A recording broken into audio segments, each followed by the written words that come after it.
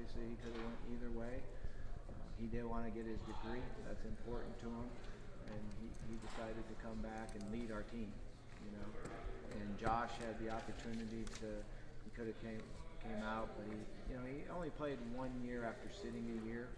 So we felt like his best opportunity was to come back, get another good season under his belt, get his degree completed, so then he can go in. And that was really important to his grandfather and his family, that he get his degree in his pocket. Seems like Lamar Jackson under center this year. We're going to see more of that, so you can get into the play action, the run game going a little bit more than you did early last year with the running backs. Is that going to happen? Yeah, definitely. You know, what we did last year is when you look at a true freshman quarterback that's played mostly all shotgun, we felt like, okay, the quickest way that we can get him on the field is to not even make him go under the center. Just work from the shotgun, work from the pistol, and then we'll try to develop it as we go on. During the bowl practices, we went back to our normal teaching progression. We put him under the center. The best thing about Lamar being under the center is that there's never been an issue with him taking a snap. So he can take the snap. Now it's just all about footwork and getting where he belongs to help the run game and the play action pass. And he worked hard at it then. He worked hard at it in spring. I've got all the confidence in the world that he can do it. I think he had 160 rushing attempts last year. Is there a number that you'd like to keep him under? Or talk about just how much you want him to run. Yeah, you know, one of the things that you try to do is utilize your talents, utilize your abilities. That's certainly one of his. So we will utilize that.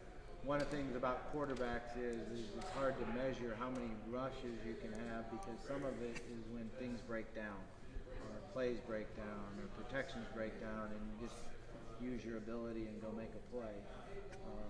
You know, we'll probably look and keep account on maybe the called runs, but he's a competitor, you know, and when the game's on the line, he wants the ball in his hand.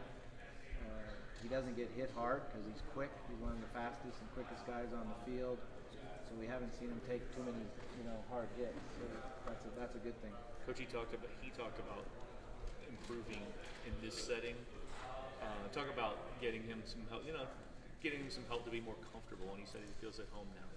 Yeah, he's threw him in the spotlight as a player, and I could have easily said, okay, he's just a sophomore, let's leave him at home. Don't put any pressure on him to come to media days. But I really feel like he's going to be one of our marquee players, going to be the face of our program for a while, and he needed to come and experience this and enjoy it, have a smile on his face. And to enjoy something, you got to learn to have confidence with them. So we started working on it, and you saw him in spring, and he improved there. He improved over the summer.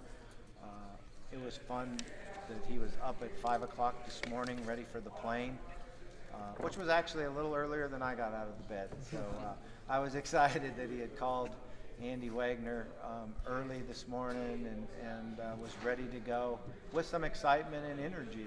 And that's what Lamar is. He's a guy that enjoys life. I can be yelling at him and he'll smile at me, and he just enjoys it. And he's a tremendous competitor, and he's got a lot of confidence. Is understanding the game the biggest thing for him? Where does he have to grow the most? Well, he's really grown in understanding the game. That's what the off season was all about, was being more of a student, learning it more, being precise with his footwork in the drop back pass game, and then being a leader. And he's done all three of the things that we've asked him to do, and I think he's done a good job of it. Now it's time to come out and play, and I know he's excited to do that. How much does it help to have veteran quarterbacks elsewhere in your program? A lot. Kyle Bolin is a very important part of our football team. Kyle's been able to come in off the bench and win big games for us. He's been able to start and win games for us. Him and Lamar have a great relationship where they push each other, they trust each other, they cheer for each other. I think that's one of the fun things that we saw when Kyle was playing. Lamar was the first guy to greet him when he came off the field. And in the bowl game, when Lamar came off the field, Kyle was the first guy there talking to him and helping him. And they have a special relationship. So I I know that every player on our football team respects Kyle Boland for his ability to play the position, his competitive spirit.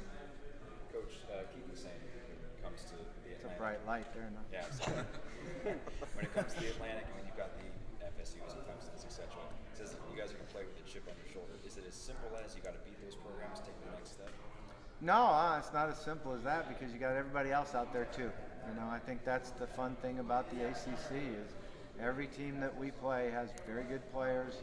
They're very well coached, and every week it's competitive. And you got to prepare hard, and you got to be able to come and perform at a high level each week. Certainly, you know, Clemson and Florida State have been to the national championship game, and there you have to shoot to beat them. But you have to take care of all your business if you're going to be able to accomplish what we want to accomplish. Bobby, Lamar just said that there were times last year where he just was out there, he had no idea what he was doing, staring down receivers, just kind of took off and did his own thing. When you watched film on him, how many times did you notice that he was kind of freewheeling out there? Yeah, I mean, you didn't really have to watch film to notice it. There would be times when you'd say, he had no idea that play, did he? You know, and he would just look around and then find somebody to throw the ball to. The good thing now is he really understands the concepts. He can sit down, you can give him a play, and he can draw up every route and where everybody's at, know his progression versus this coverage, know his progression versus that coverage. And that's why you see the confidence in the spring game and the confidence throughout spring practice is because he can picture it. And that's really, as a quarterback, what you do is you receive the play, whether it's by a signal or whatever else, and as you're receiving the play, you're picturing the formation, the routes, everything. And then you give it to your teammates, and you're doing it again, and then you play it. So you actually get to play the play twice before you actually snap the ball. And I know that he can do that now. He said he Is didn't. there still a fair amount of growth to come in that area for him? Sure, we're going to keep putting more plays in. You know, that's the one thing you do is you keep challenging them and mold the offense around them. But I think he understands how to do it now. You know, that's one of the things that, you know, even our high school students that come in, the first thing we have to do is teach them how to study. You know, how you go about taking notes, what note cards you use, you know, how you do an online class. So it was no different than that. We were just teaching them how to learn the game and how to study the game and know what the defenses are doing pre-snap, knowing what the linebacker movements are, to whether it's man or zone coverage. I mean, there's a lot to learn. He's not the only one in the offense that gained experience last year. You know, how much might you attack defenses differently, or what kind of growth do you expect in the offense because of all the experience that him and the linemen and the receivers got last year? Yeah, you're right. You know, we get to expand the package a little bit. Our players will continue to get better on an individual basis because a lot of them are stronger, more athletic, bigger or lighter, you know, depending on what their need was by being in the program for a year or two. So we expect our offense to be more consistent.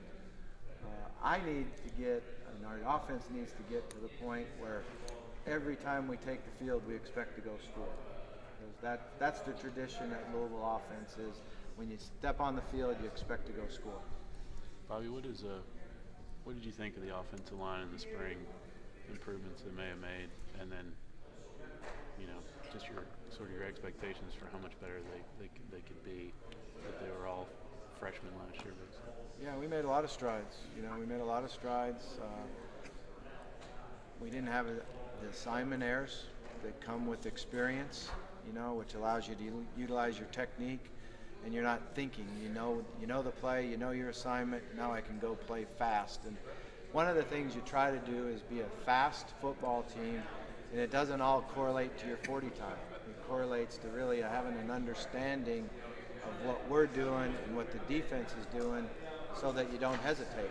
And last year, you know, with inexperience comes hesitation and uncertainty, so you're not able to go all out and play at a fast, consistent level. We should be able to do that this year. I expect us to do that. Coach, Lamar was talking about not playing with a playbook in high school. So over the last few years, how has he developed in terms of, you know, reading, reacting to you guys' playbook? He's getting better at it. You know, we just talked about that. So I'm sorry. He's doing a good job. He's learned a lot, and you know, he works hard at it. I think that's the first stage, is to be able to work hard at it. He knows how to do it now, and I think he'll do a good job for us. Bobby, given your NFL background,